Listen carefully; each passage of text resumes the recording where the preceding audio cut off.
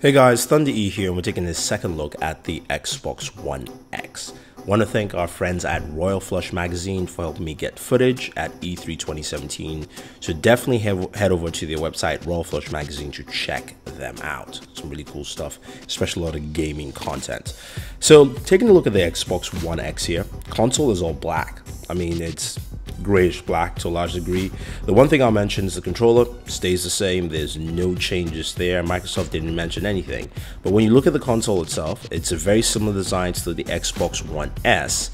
But the Xbox One X has a few differences just in the visual look from the front.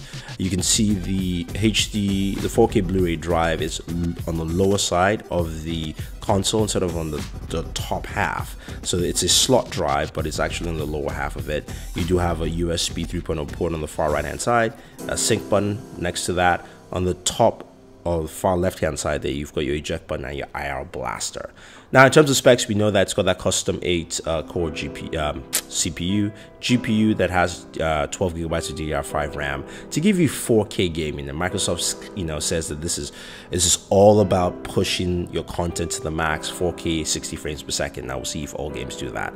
Now looking at the back here, we have a power port, 2 HDMI ports, one's in, one out, so you still have HDMI pass through, 2 more USB 3.0 ports. You have an IR blaster connector. You do also have an optical port, so you can actually connect optical cables, connect to a sound system, or even headphones that require optical ports. And then you do have a Ethernet port there. The vents you can see at the back grill there, but also the sizing looks thinner for the console. That's something to take notes here. And it still has that similar design as the Xbox One S, where the top half is slightly taller than the bottom half in terms of just length from one side to another. So you can clearly see that. Now speaking of the Xbox One S, how does it compare just visually?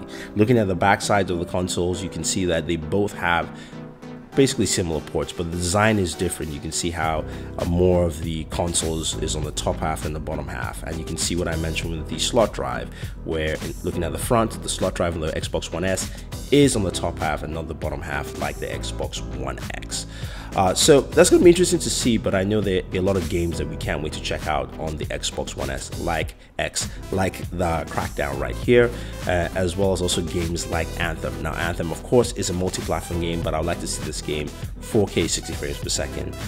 We're hearing mixed things about developers getting that, not because the console can't do it, but because everyone's using the lowest common denominator. So anyway guys, this is a second look at the Xbox One X console. This is a look at the console itself proper, and not just photos like I had showed you guys earlier. So let me know your thoughts. What do you think about the Xbox One X? Now you've seen the console, you've seen the hardware, you see what Microsoft is pushing out there, and what do you think it will do in terms of performance? And if you're going to pre-order yours, definitely use our link down below. Don't forget to like and share this video, subscribe to the channel, and always enjoy your entertainment.